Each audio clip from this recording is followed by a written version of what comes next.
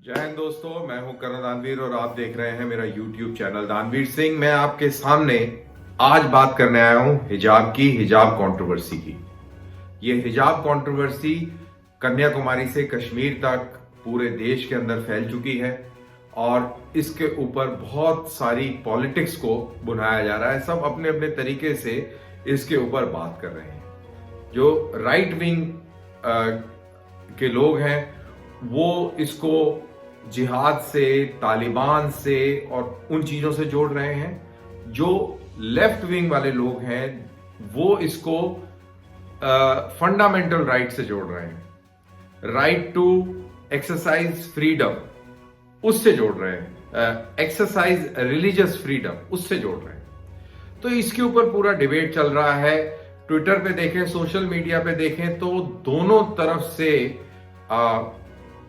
बकवास हो रही है, बकवास भी हो रही है। मैं ये कहता हूं बहुत कम लोग हैं जो समझदारी की बात कर रहे हैं।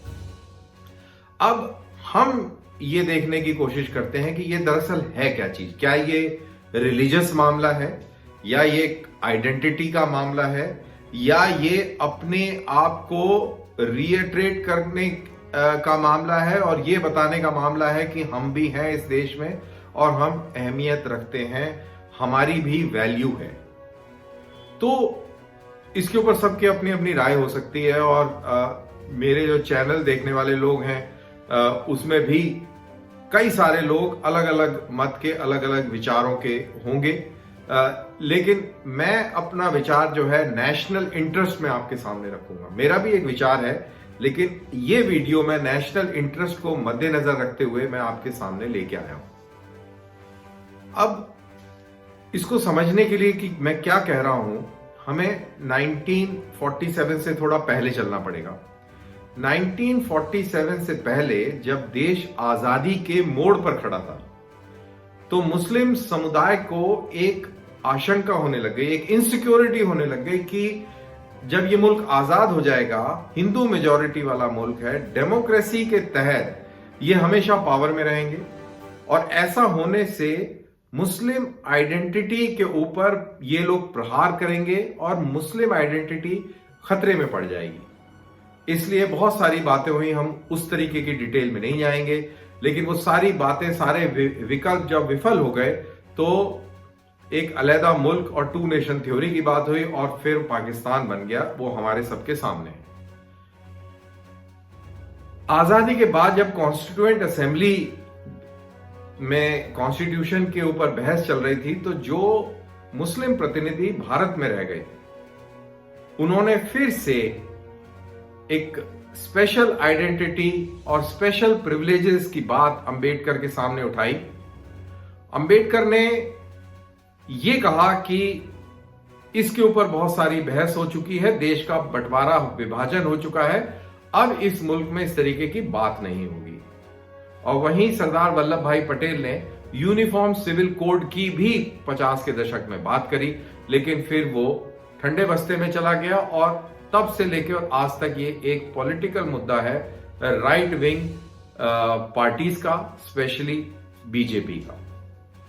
अब जब हम देख रहे हैं कि सीएए के दौरान कितनी जबरदस्त प्रोटेस्ट हुई, हमने फार्मर एजिटेशन के दौरान हमने प्रोटेस्ट देखी और दोनों प्रोटेस्ट में माइंड यू मुद्दा ना सीएए के अंदर मुसलमानों का मुद्दा उस तरीके से था और ना किसान आंदोलन में मुद्दा किसानी का था। दोनों में मुद्दा जो था वो टारगेट करना था राइट विंग पार्टी को जो पावर में है, और वो है बीजेपी और नरेंद्र मोदी। क्यों टारगेट करना था? क्योंकि जैसा मैंने कहा कि मुस्लिम समाज जो है वो थोड़ा सा घबराया हुआ है और थोड़ा सा उसमें डाउट हो गया है कि ये जो हिंदू राइट पार्टी जो पावर में है, जो पिछले 7-8 साल से पावर में है और लगता है कि और कई सालों तक ये पावर में रहेगी, तो उनको ये लगता है कि हमारी जो पॉलिटिकल कैपिटल है, जो हमारी जो पावर है, जो पावर जो डेमोक्रेसी देती है, वो ये लोग छीन लेंगे। और वो क्यों ऐसा लगता है इनको? क्योंकि आपने देखा होगा कि बीजेपी ने एक भी मुसलमान को आज तक ये स्पेशली 2014 के बाद किसी को टिकट नहीं दिया है और उनको पॉलिटिकली डाउनग्रेड कर दिया है। ऐसा ऐसा इन लोगों का मानना है, ऐसा इनकी धारणा है। अब उसके खिलाफ जो भी कोई इनको मौका मिलता है ये प्रोटेस्ट करते हैं। अब जैसे सीएए के दौरान जो इंडियन मुस्लिम है उसको कोई खतरा नहीं था, लेकिन एक खतरा, कृत्रिम खतरा बनाकर आम लोगों को मोटिवेट करके और दुनिया भर के वो एनआरसी सीएए के ऊपर प्रोटेस्ट पूरे इंडिया में चारों तरफ फैलाए गए। फिर आपका किसान का मुद्दा, क्योंकि पंजाब में सिखों को बीजेपी और आरएसएस कभी पसंद नहीं आई, तो किसान का मुद्दा लेकर उनको गुमराह करके और इतना बड़ा तमाशा 1-1.5 साल तक चलाया और बहुत ही प्रोग्रेसिव फार्म लॉज को मजबूरन पॉलिटिकल इलेक्टोरल पॉलिटिक्स के चलते नरेंद्र मोदी साहब को वापस लेने पड़े। और इसी बीच अब इलेक्शन चल रहे हैं, यूपी के अंदर इलेक्शन चल रहा है, अलग अलग तरीके से बातें हो रही हैं, बहुत ही गर्मा गर्मी है। और इसी दौरान हम देखते हैं कि उडुपी में कर्नाटका के अंदर हिजाब को लेकर ये कहानी खड़ी हो गई है। और ये कहा जाता है कि ये कोई इशू नहीं था कभी भी। ये लड़कियां जो हिजाब को लेकर आगे आई, ये पहले नॉर्मल तरीके से आती थी, लेकिन अचानक से ये हिजाब पहनकर और ये स्कूल में एंट्री लेना चाहती थी और जो यूनिफॉर्म है वहां पर, ड्रेस है, उसकी खिलाफ वर्जी करके और जो सेट नियम है उनको तोड़कर और अपनी आइडेंटिटी को चिन्हित करना चाहती थी उस पूरे एनवायरनमेंट में, जिसकी वजह से जो मेजॉरिटी हिंदू है उसको वो चीज पसंद नहीं आ रही और नहीं आएगी भी नहीं। तो फिर एक किस्म का क्लैश खड़ा हो गया। अब अगर मुसलमानों के लिए ये सारा खेल आइडेंटिटी का है, तो इसके अंदर एक हिस्टोरिकल फैक्टर भी है। मुसलमानों को सबको मालूम है कि मुसलमान जो शासक थे उन्होंने कितनी क्रूरता से हिंदुओं का दमन किया। शायद ही कोई हिस्टोरिकल टेंपल हिंदुस्तान के अंदर हो जिसके अंदर मुसलमान रूलर्स ने तोड़फोड़ ना करी हो। और इतनी सारी कहानियां हैं, हजारों लाखों कहानियां हैं, गांव गांव के अंदर वो कहानियां हैं कि कैसे मुसलमान शासक क्रूरता से पेश आते थे, कैसे टॉर्चर किया जाता था। और जब हमने ये सीरिया और इराक और ये पाकिस्तान, अफगानिस्तान में आईसिस और जो इस्लामिस्ट के तौर तरीके जब हमने देखे और देखते हैं, तो हम लोगों को एकदम से वो हिस्टोरिकल पर्सपेक्टिव जो है सामने आ जाता है और एक किस्म का गुस्सा और आक्रोश हम लोगों के अंदर पैदा हो जाता है। और इसमें बोलने में कोई हिचकिचाहट नहीं है मेरे को कि वो गुस्सा कहीं ना कहीं मुसलमानों के ऊपर किसी ना किसी रूप में निकलता दिखता है।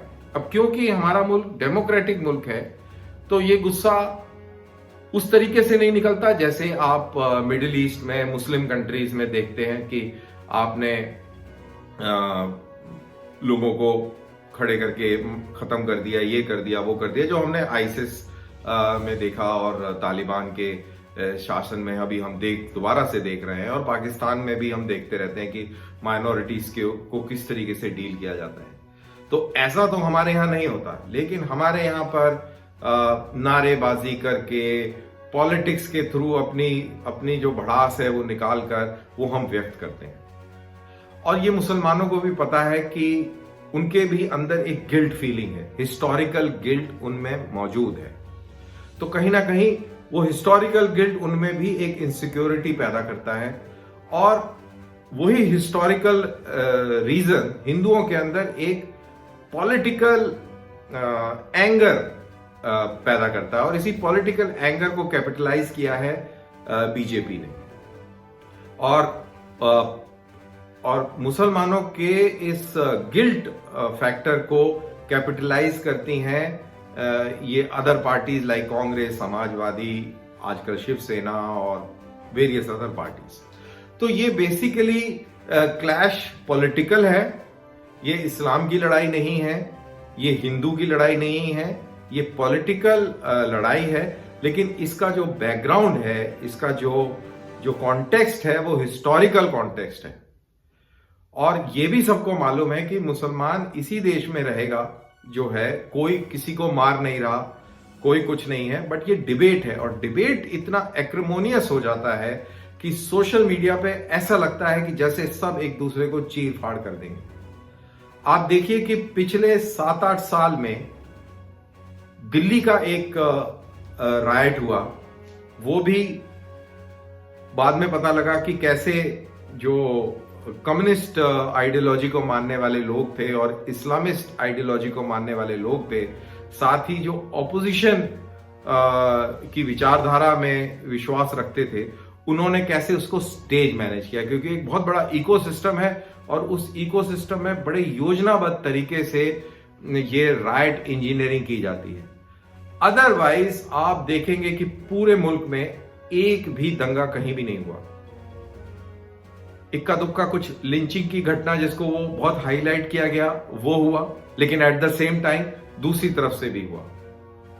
गुजरात में एक लड़के को इसलिए मार दिया गया क्योंकि उसने फेसबुक पे एक पोस्ट लिखी जो कि मुसलमानों को पसंद नहीं आई, तो उन्होंने उसको खत्म कर दिया। तो इस तरीके की घटनाएं हैं, दिल्ली के अंदर भी घटनाएं हुई हैं।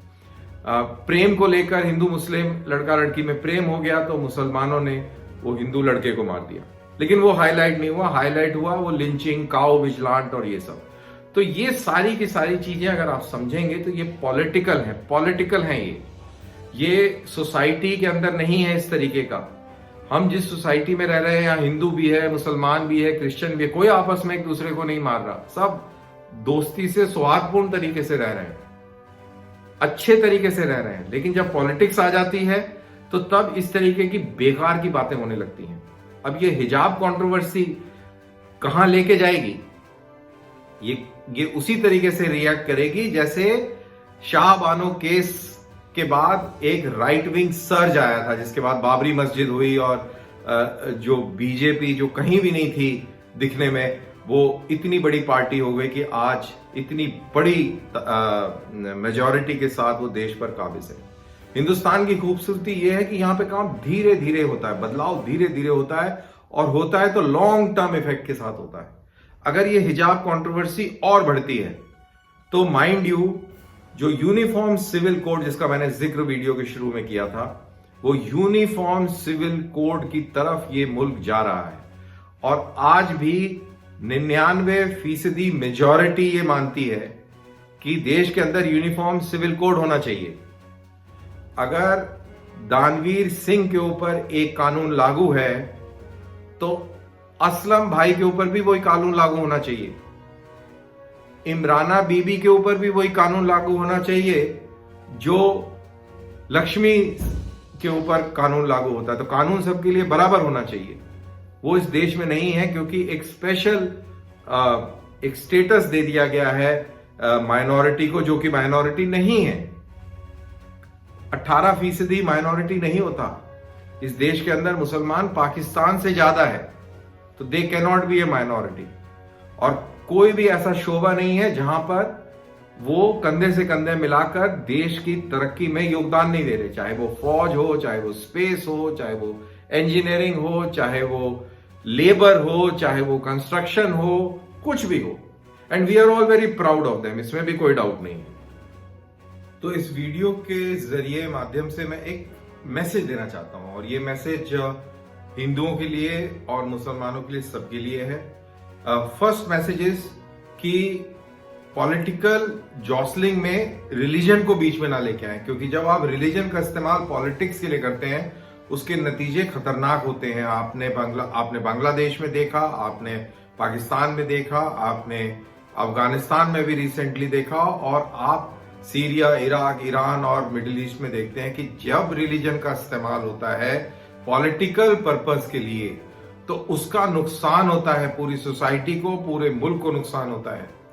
और जब आप हिजाब को पॉलिटिकल टूल के तरीके से इस्तेमाल करते हैं और इसका पूरा बेसिस आप रिलीजन बनाते हैं और उसको एक प्रोसिक्यूशन का जामा पहनाते हैं, तो आप मान के चलिए आप अपना नुकसान करेंगे लॉन्ग रन में। आपके जो मार्जिनलाइज्ड आपके अंदर जो तबके हैं उनकी लड़कियों को पढ़ने को नहीं मिलेगा, और एक किस्म का ऑपरेशन जो है आप ही के मजहब के लोगों के मानने वालों के ऊपर वो रहेगा। और जो समाज जुड़ के रह रहा है, जिसका विभाजन भी नहीं कर पाया, आप उसमें दरार डाल देंगे। तो कृपा करके, चाहे वो हिंदू हो या मुसलमान हो, रिलीजन का पॉलिटिक्स के लिए इस्तेमाल ना करें। पॉलिटिक्स करने के लिए बहुत सारी चीजें हैं। अनफॉर्चुनेटली जब मैं ये सब चीज देखता हूं तो मेरे को बड़ा दुख लगता है कि कुछ लोगों को अपनी पॉलिटिकल कैपिटल भुलाने के लिए हिजाब का सहारा लेना पड़ रहा है या स्कार्फ का सहारा लेना पड़ रहा है, और नुकसान इस देश का हो रहा है, सोसाइटी का हो रहा है। इसी मैसेज के साथ मैं इस वीडियो को यहां पर विराम देता हूं। फिर मुलाकात करेंगे किसी नए मुद्दे के साथ। तब तक के लिए दीजिए इजाजत। जय हिंद।